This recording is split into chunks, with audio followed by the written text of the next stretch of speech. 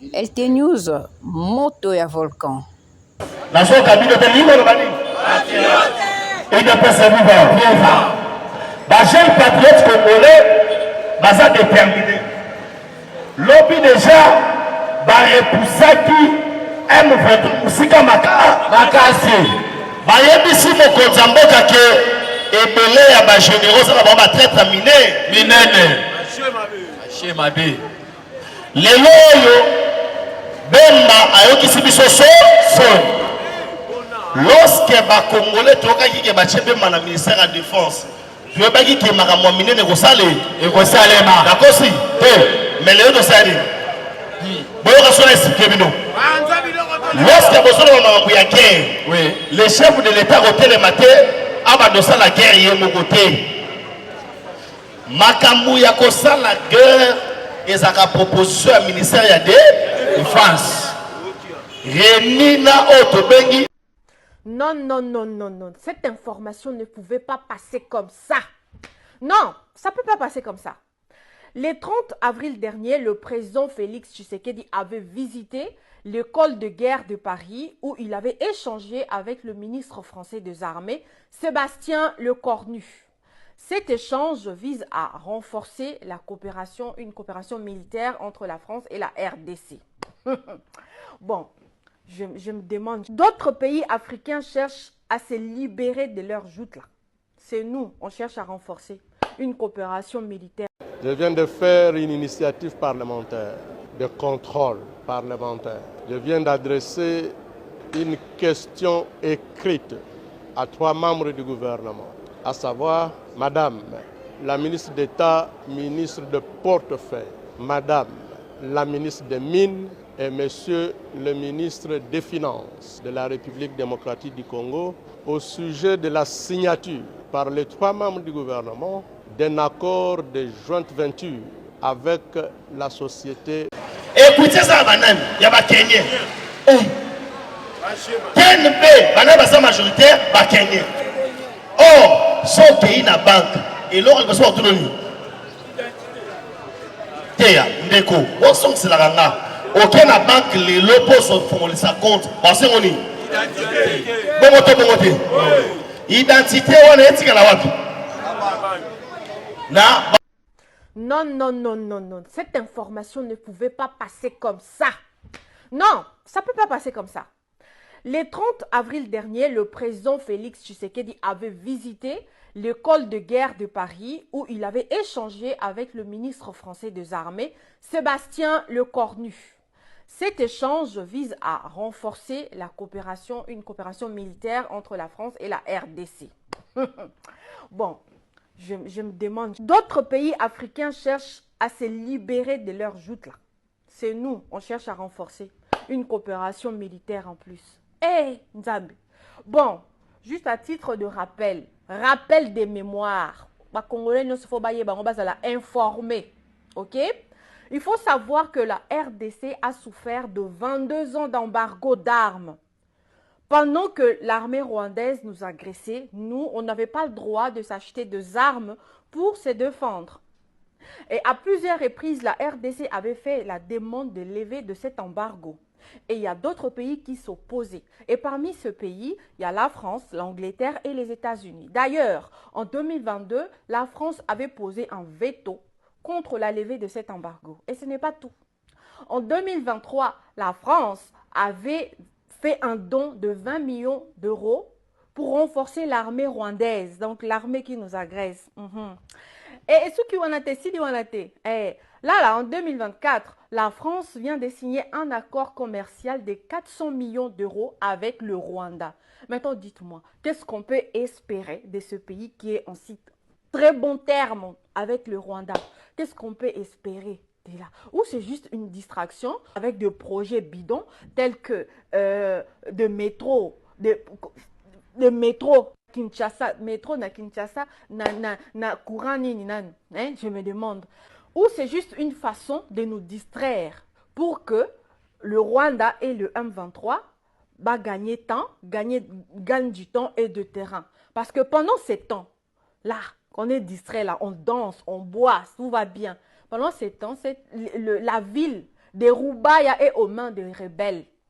Et cette ville de Roubaïa possède plus de 50% de coltan que possède la RDC. Et là, les Congolais, on danse. On danse. Bon, continuons à danser. Continuons à danser, c'est très bien. Ah.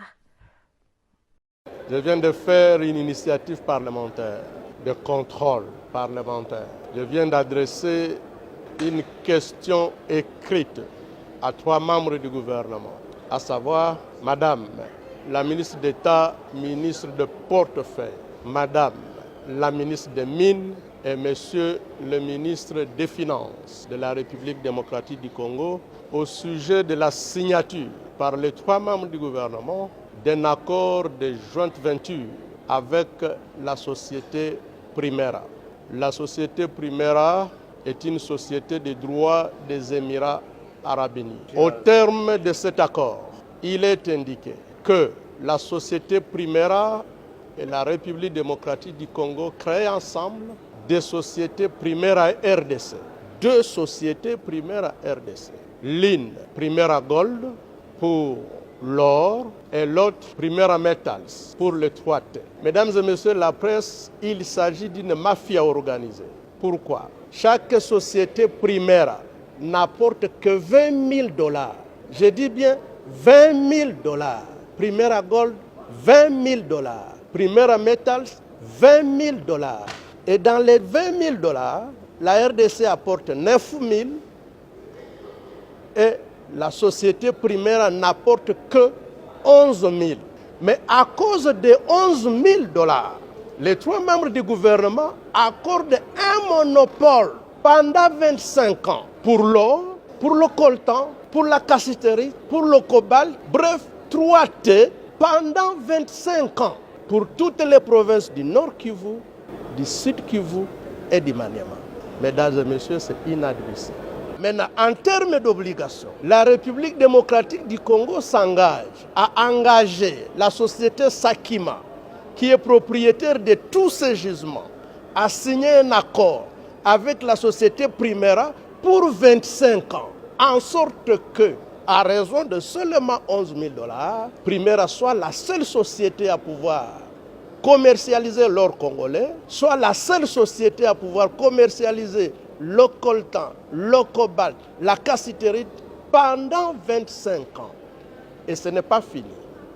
On accorde à la société Primera un régime fiscal privilégié, plusieurs exonérations inédites, et là où elle doit payer au taux de réduction scandaleuse. Rien que pour le coltan, les sociétés congolaises et entités de traitement congolaises payent 12% de la valeur de chaque marchandise, du moins de la cargaison des minéraux, à l'exportation. Là où les sociétés congolaises payent 12%, Primera ne payera que 3,5%. Nous avons calculé uniquement pour le coltan, le Trésor congolais paye 80% de ses revenus. Au cours d'un mois, à voir le flux, nous perdrons 500 millions de dollars chaque mois pour les 3 provinces et pendant 25 ans. Nous avons donc dit que c'était inadmissible. Nous avons posé la question aux membres du gouvernement concerné parce que, comme vous le savez, le régime conventionnel a été abrogé par le nouveau code minier. Aujourd'hui, nous sommes sous le régime légal et toutes les sociétés sont traitées de la même manière. Le président de la République dit, et avec raison, vouloir créer des millionnaires congolais. Ce n'est pas en accordant un monopole immérité à une société étrangère que nous allons créer des millionnaires congolais. Ce n'est pas en accordant des exonérations illégales à un étranger que nous créons des millionnaires congolais. Et enfin, ce qui paraît scandaleux, en ce qui concerne le règlement du contentieux, les 3 membres du gouvernement ont renoncé au privilège de la souveraineté de la République démocratique du Congo. Je n'invente pas, le contrat est là gelé. Vous allez même le publier. En ce qui concerne le contentieux, les 3 membres du gouvernement mettent à égalité la RDC avec une société privée en disant que En ce qui concerne le contentieux ou l'exécution des décisions arbitrales ou judiciaires nées de cette convention signée, la République démocratique du Congo n'invoquera pas son droit à la souveraineté, ni des immunités y attachées. Ce qui revient à dire qu'en exécution d'un jugement produit par Primera, nous pouvons nous retrouver avec le palais du peuple saisi, les comptes du trésor public saisis, le palais de la nation, des immeubles, les symboles de souveraineté ne sont pas protégés. Disons que ce n'est pas normal. Ensuite, comme vous le savez, la société Sakima, à laquelle les 3 membres du gouvernement enjoignent de signer des contrats de jointe venture avec la société Primera, cette société a déjà signé des contrats de même nature avec des sociétés de droit congolais, lesquelles sociétés ne sont pas disposées à renoncer à leurs droits. Ils viennent de faire des déclarations. Il s'agit de la société Amir SARL, CDMC SARL, Stone Mining Company SARL. Les jeunes patriotes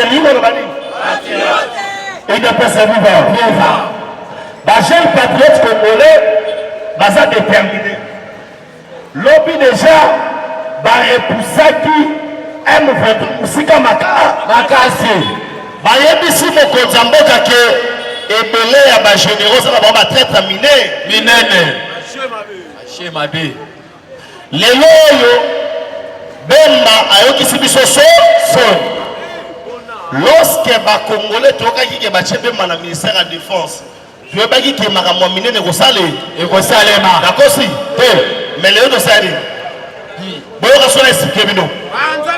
Lorsque bosolo makambo ya guerre, le chef de l'État hôtel maté abadosa la guerre yemo côté.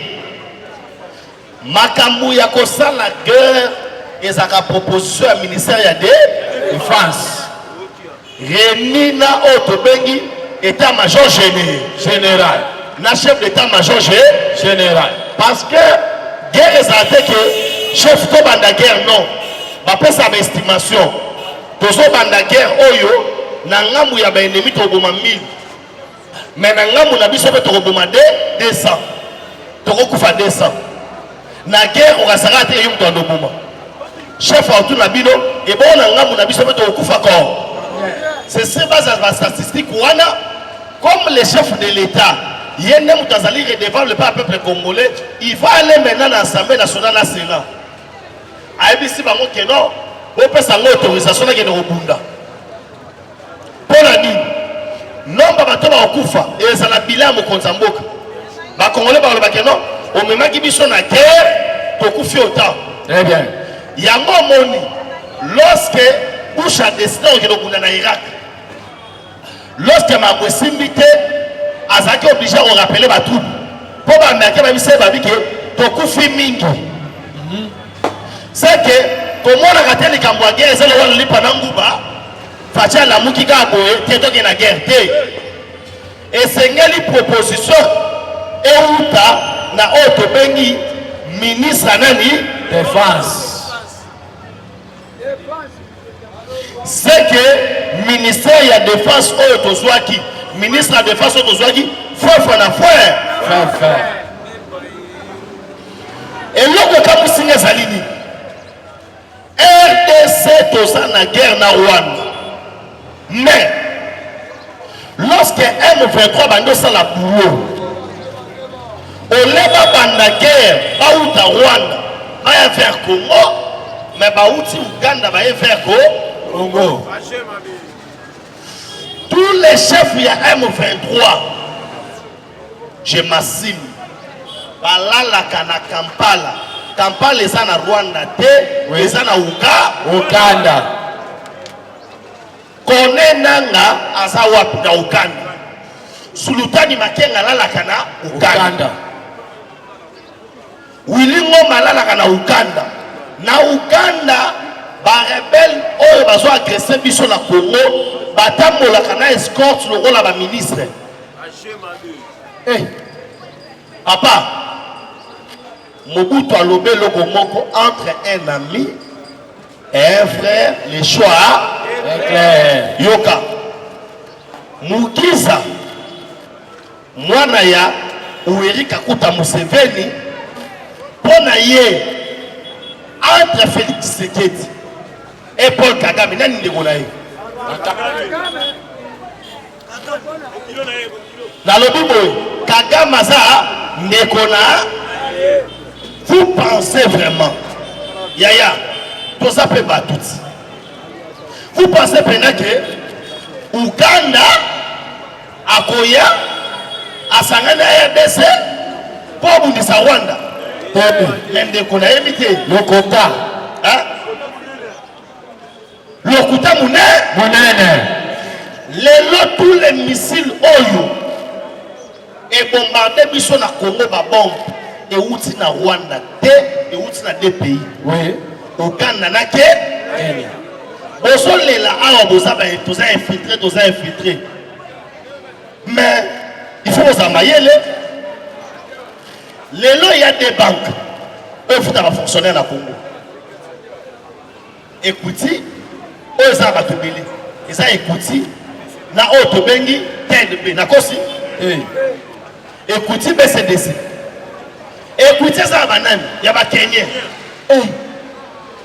TNB, il majoritaire, il Kenyans. Or, son pays na banque, et l'or, il va se faire autonomie.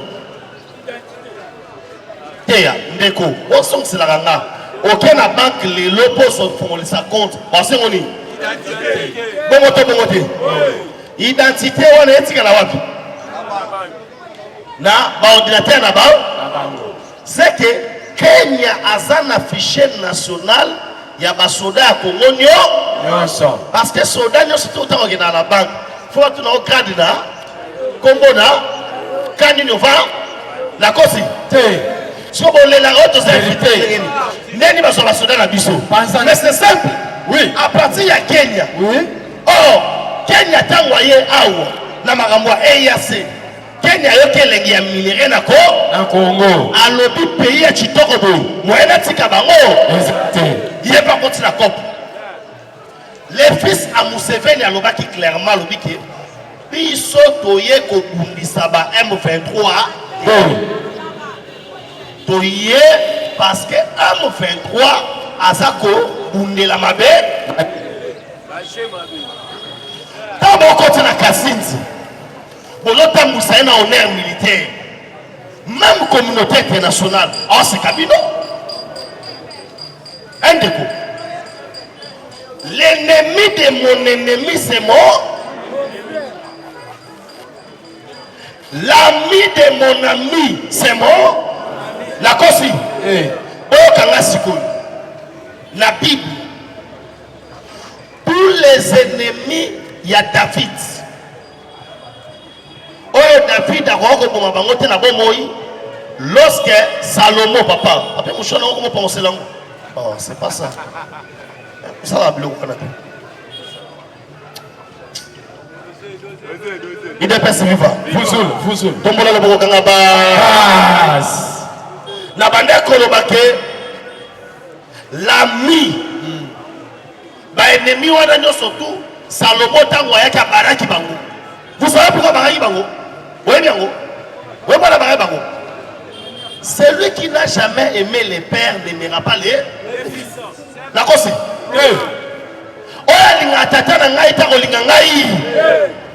Comment yoko le baké olinganga olingatata nangate. Oh, Kabila afunda ke lokwana. Batu oyo babomaka muselo ngade se Kabila banani barwa. Si quand il y a un pouvoir, à comme si Rwanda baningana, les lois au Congolais sont tombés. Rubaya. Mais oui, bien Rubaya c'est Kenyaga. Kabila fait sa exploitation ya colta et pas Mwanga Chuchu pendant 95 ans. Ce qui veut dire quoi? Aux hommes là, Rubaya est na Congo. Mais Rubaya comme déjà na pays mususu. Pour la ligne, Mwanga Chuchu azaki na droit ya sécurité na yemoko, armée na yemoko. Rubaya wana, ils ont contrôlé la RDCD. Vous avez appelé ça pour mon célité, hein? Na bandako le baké, Rubaya wana ezali na sécurité na yango moko. Et puis mon nature tu payes combien? 21 000 $ na soda moko. Oui, parce que Colta na biso et quand banoko c'est na Rwanda 31 milliards de dollars par an. Ce qui a fait que capitale ya Rwanda est développée na tamoro ya mou. Rappelez-vous que Kagame akendaka na siège de l'Union africaine à lobby et le Mwanadi savait comment na Kigali. La preuve année, Congo, tous ont organisé compétition majeure après 60 quelques années grâce à Fati, mais les Rwanda organisé Chan. Arena au biso tous ont retourné na tango Fati. Batonga yango de na Kigali. Kabila détient une affaire, il y a 150 immeubles modernes dans le niveau de Kigali. Kigali, capitale propre, il y a Afrique Mobimba. Pour Nanini, Colta Yako, Congo, Rwanda, premier pays producteur, il y a Colta. Colta où tu as place pour sous-souter, Colta où tu as Rubaya. Yango Wana, ba français, Ata Paris Saint-Germain, a mené 90-0 la première mi-temps. La deuxième mi-temps, Bakochaye 91 à 90. Bakotika la Komona, l'Insanza wana Ligue des Champions. Qui notamment Bakolongola na mayo na bango visiter Rwanda. Une personne vivant. L'homme monia auto monia ngote. Papa, makile ba Congolais. Est-ce que vous comprenez mon sani lobby? Vous comprenez? Papa, Paris a su 4 mois béné. Combien? 4 mois béné. Ta. Voilà ce que va courir maintenant. Et tout a été à libérer sani. Papa, et ça makila na biso ya ba Congo. Ba Congo. Il de paix, c'est vivant. Vivant. Congo la lobo gangaba. Tokobangisa. Tokobangisa. Soki lelo tokomi kobanga seke toza sous ba Congolais. Na so kabino te soki toza sous ba Congolais. Tokobangisa. Toza na se tokobangisa. Tombola le boko gangaba. Et à 5 tombola la base à Zanga Mangwe. Mangwele. Biso to tombola la base pour toza la Mangwe. Soki na zana ngoya awa te na zana ngoya a. Tombola le boko gangaba. Fatu père. On comprendre que la justice ça parce que armée n'a biso et ça qui est infiltré aujourd'hui Fatia comprendre les leçons. Vladimir Poutine a décidé déjà à l'objet 10 000 soldats russes na Congo parce qu'on doit sécuriser les région est et bisika ba miyi ba solo yi papa bisika tu ba miyi ba salaka ba renforcer la sécurité. D'accord, si. Sauf que mon n'a pas banque, mais on renforcer la sécurité. Ça veut dire que la banque n'a qu'à mis, oui. Le col à Congo, Colobana Laïté, mais c'est la barise pour la ville. On retourne en où? On l'a mis, c'est pas Ouassalen. Ouassalen, on va gagner des Américains. Nakati ya ba M23 yozo finga biso ao ozo bateke Tshisekedi azobunda sel contre coalition mon Dieu batieli Tshisekedi liwa balobi soko changer constitution to bomio ye pa lobi emata ekita na ko changer constitution meteo na waka Lumbe nazo kama na gaza sispia Lumbe oye koya albi mamu masobe oye koya sa nini na ko changer constitution tant musuba to changer comme moko république démocratique wana ndo tuna papa tu sais que des arômes Congo te et ça comme mettre na Congo te république démocratique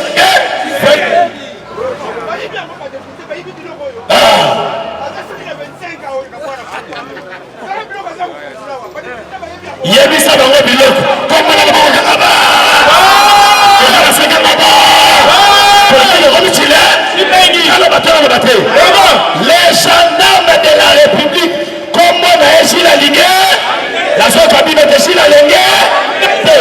Gilles Alenge Tichi, il ne peut pas se vivre. Yaya, je l'ai imaginé comme ça, banani va se faire. Des fois, on a ça. C'est parce qu'il faut tout les la mini-mignon. Yaya, on a été. Genre, c'est ça où? Mon quoi? Mini-mignon, c'est ma prison. Il faut timber. Faut faire remise à Tilo. Tu n'as pas remise à timber. Faut faire remise à toi. Omalo. Yokasiko, il ne peut se vivre. Peut-être encourager bateau, parce que Congo, attends au pessimisme budget à 50 milliards. Ceux qui vivent dans Sali, au Congo, il ne peut se vivre. Gilles aligné Tichi, il ne peut se vivre. Gilles aligné Tifaye, Bakebiso, peuple congolais, de Zona Simana. Parce que Moutozo Kangela Biso Moïse aligné Congo. Il ne peut se vivre. Batumoussou, sur la moto, d'accord, si. Nakobi a biso à ADN lorsque je peux nous sommes de l'euro à 20 000 $, au Tchako 290 000, c'est au Sabo Yibi Maka. Il ne peut se vivre. Au Sangama. Yaya Baïba Mongo n'a pas fait de Kimia. Boka Moussanga. Nakobi au Sangama. Il ne peut se vivre. Mongo n'a biso Baïba, Totomo Mabo, Totomo Mabo. Gilles Alignette. Mongo n'a biso Baïba. Bana na bango babela maladie ya maka. Basi la maki. Bamema bango na États-Unis, bamema bango na France, bamema bango partout. Babika. Po bayibi mongo ya mboka. Il ne peut se vivre. Zamba longola oto bengi bamula na bango apesa yango epashi la ligne. Zamba longola bamula na bango apesa yango pefa chibe. Ba oyo basa koyiba mongo ya mboka. Ata likolo na avion, basa la crash en air. Parce que lorsque je suis la bateau, l'objet natali na Nigeria, va condamner Moutou 121 ans de prison. Vous n'avez pas dit combien? Aïbi 5 000 $, Yambo. Va condamner combien? 121 ans, il dit. C'est qu'il y a ta koufi. À quoi tu as l'eau dans la prison? À quoi tu as l'eau dans la prison? Pour aller dans la souki. Ah,